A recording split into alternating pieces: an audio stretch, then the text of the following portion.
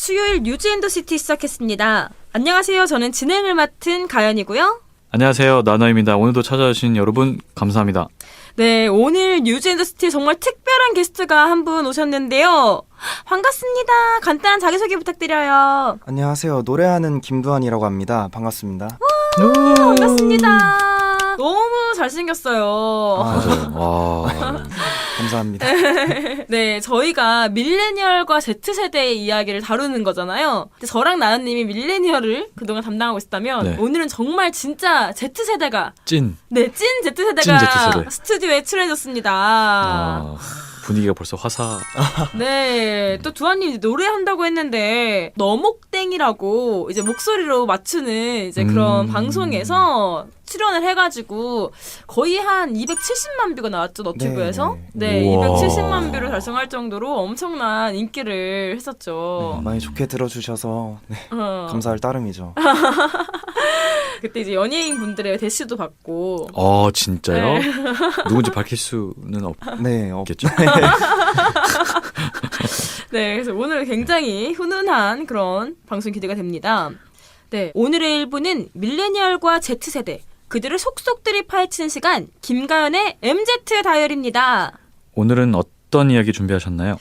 네, 오늘의 주제는 바로 악마의 편집과 중립기여에 대해서 이야기를 해보려고 해요. 이것만큼 요즘 세대가 민감하게 반응하는 것도 드물거든요. 네, 요즘 악마의 편집이 참 옛날부터 이렇게 지금까지 많이 이어져 왔는데 이거에 대한 반응도 이제 각각인 것 같아요. 네, 맞아요. 몇 년 전부터 이렇게 경연 프로그램들이 다양하게 많아졌잖아요. 그러다 보니까 막 이제 프로그램 출연자들의 경쟁 관계를 돋보이게 하거나 막 긴장감을 주게 하려고 이런 좀 편집 연출들이 좀 많아졌더라고요. 네, 그렇게 악편이라고 하는데 처음부터 그렇게 불렸던 것 같진 않은데 어느 순간부터 네티즌들 사이에서 악마의 편집이라는 용어가 생긴 듯합니다. 네, 그러다 보니까 요즘 너튜브에서는 논란, 논쟁이 붙을 수 있는 영상 아래로 중립기여둔다 이런 표현이 종종 보여요. 아무래도 인터넷에서 각종 소식을 실시간으로 접할 수 있기 때문에 그런 것 같은데 이런 댓글을 어떤 경우에 받는지 궁금해요. 먼저 두한님부터. 네, 아무래도 Z세대다 보니까 실제로 정말 중립기여라는 거에 대해서 좀 관심들이 네. 많은지 이런 분위기가 있는지. 네, 그쵸. 아무래도 이제 요즘은 이제 대부분 사람들이 이제 너튜브를 보다 보니까 이제 이런 댓글들 항상 그 경연 프로그램 특히 이런 데에서 또 이제 만약에 악마의 편집이나 그런 게 있을 때 어떻게 보면은 그 방송국에서 의도적으로 그 상황을 조성을 한 거잖아요. 근데 이제 사람들이 보이는 거에만 의존해서 좀 이제 심할 경우에는 진짜 인신공격까지 할 정도가 있고 이제 나중에 그런 거에 대해서 해명을 하면은 그때 가서야 나 아닐 줄 알았다. 뭔가 이런 댓글도 많이 보이거든요. 그래서 이런 상황이 오지 않게 하기 위해서 사람들이 보통 나는 중립기여를 두겠다. 그러니까 항상 난 중립을 지키고 이 상황을 지켜보겠다. 이런 말이 요즘 진짜 많아졌다고 생각하거든요. 그 예를 들어 논란이 될 만한 기사들이 떴을 때 항상 뭔가 A가 잘못한 것 같은데 어떻게 보면 B가 잘못한 것 같기도 할 때 이렇게 그때 중립기여를 두고 지켜본다라는 표현이 그럴 때 쓰는 표현인 네, 건가요? 맞아요. 정말요. 막 이런 거 예를 들면 얼굴책에 뭐 대나무숲, 네. 뭐 대신 전해드립니다. 이런 거에도 사실 뭐 그런 것들이 많이 달리기도 하고 뭐 방송뿐 아니라 SNS 이런 데서도 정말 많이 달리고 있는 것 같아요. 그러면은 저 같은 경우는 사실 저희 때는 막 중립기여를 둔다 이런 표현이 많지 않았었는데 이게 이제 아까 두한님 말에 따르면 실제로 이런 댓글들이 많다, 이런 분위기가 많다 그렇게 됐잖아요. 네네. 그럼 지금 두한님 또래의 Z세대들은 좀 이런 반복되는 일 때문에 좀 뭔가 이제 미리 우리가 더 이상 그렇게 하지 말자 그런 암묵적인 합의가 이루어진 건가요? 이제 이게 어떻게 보면 이게 그냥 그런 중립기여를 둔다는 사람의 의견도 있고요. 이제 똑같이 공격적인 사람이 있고 이제 그걸 실드하려는 사람들이 있고 이렇게 나뉘는 것 같아요. 보통 대부분의 사람들이 중립기여를 둔다 이거는 아직 개인적으로는 아니라고 생각을 하고 또 이렇게 대나무 숲이나 대신 전해드립니다. 이제 저도 대학교에 다니고 있었는데 지금 휴학을 한 상태거든요. 근데 저희도 이제 어느 대학교 대신 전해드립니다. 그런 거에 이제 익명성이 보장이 되니까 다들 사실무근한 일 같은 것도 많이 게시글이 올라오거든요. 그러면 이제 그거에 대해서 사람들은 이제 같이 몰매질을 하고 어떻게 소위 말하면 물타기를 많이 하는데 이제 결국에 알고 보면은 사실이 아닌 경우가 진짜 대부분이어서 음. 이제 이런 걸 많이 겪다 보니까 그냥 보는 입장에서도 이런 거에 참여하지 않아도 보는 입장에서도 되게 좀 스트레스가 좀 많이 쌓이는 경우가 있어요. 네, 요새는 워낙 예를 들면은 워낙 이런 모든 게 빠르게 소비가 되다 보니까 예를 들면 이 사실관계가 밝혀지기 전에 뭔가 이미 이렇게 맞아요. 알려진 그런 경우들이 있어서 네네. 그래서 아마 그런 게 있는 것 같아요. 그 확실히 예전에 비해서 이제 뉴스가 정말 빨리 소비되고 사람들이 이런 거를 실시간으로 지켜보니까 여러 가지 그런 관련 표현들이 등장하는 것 같아요. 제 경우에는 저도 같은 젊은 세대임에도 불구하고 댓글로 언쟁을 해본 적이 거의 없어요. 그래서 좀 궁금하더라고요.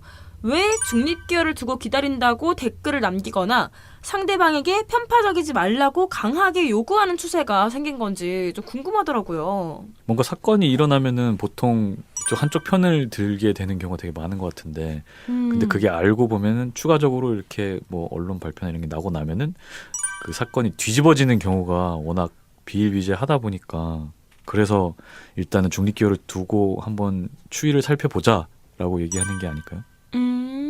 네, 요즘 같은 경우에도 이제 방금 말씀해 주셨듯이 예전에 비해 저희가 정보를 전달받을 수 있는 네. 이제 여러 가지 매체나 그런 게 있으니까 본인이 아는 지식과 다른 사람이 말하는 게 틀리면 그거에 대해서 좀 이렇게 물고 늘어진다? 어떤 표현으로는 이렇게 사용하는 게 맞는 것 같아요. 네.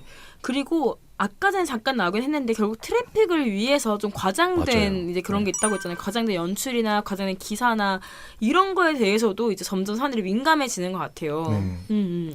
또 디스패땡 얘기긴 한데 거기를 너무 비판하는 건 아니지만 거기서 주로 써먹는 방식이라고 해야 되나요? 뭔가 이렇게 먼저 하나의 미끼를 던지고 그걸 이제 사람들이 물었을 때 그 다음 이제 계속 후속 기사를 이렇게 발표를 하잖아요. 근데 네. 거기에서 뭔가 이렇게 반전이 일어나야 사람들이 더 좋아하는 것 같아요. 네. 그래서 그런 거를 일부러 더 잘못 해석되게끔 하는 경우도 그걸 약간 잘못 해석되게끔 유도를 하는 경우도 좀 있는 것 같다고 저는 느꼈거든요. 네. 그렇게 그런 일들을 이제 겪다 보니까 이제 네티즌들이나 사람들이 이거를 끝까지 좀 더 지켜보고 판단을 내려야 된다. 너무 그렇게 이렇게 뭐라 그러지?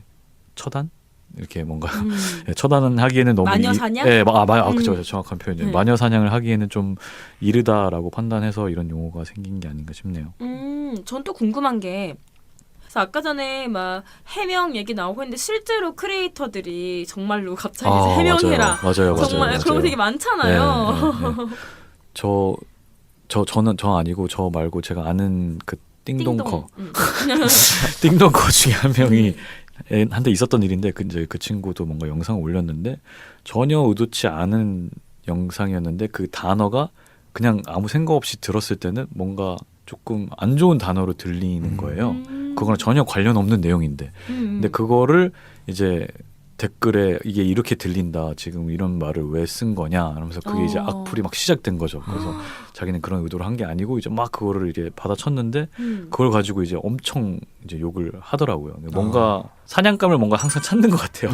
그래서 그게 잘 걸리면은 이제 거기서 그냥 약간 박살을 내버리는. 나중에 그게 아닌 게 밝혀지더라도 한동안은 그게 어떤 이슈거리가 되면은 그 사람들한테는 그게 어떤 네. 예, 타격이 엄청 크니까. 타격도 크고 그게 약간 소비하는 에너지 유흥, 소비. 유흥거리, 재미거리가 되는 것 같더라고요. 네. 그럼 맞아요. 그래서 실제로 그 동물 영상만 나오면 무조건 동물학대라는 댓글들이 달리기도 한대요.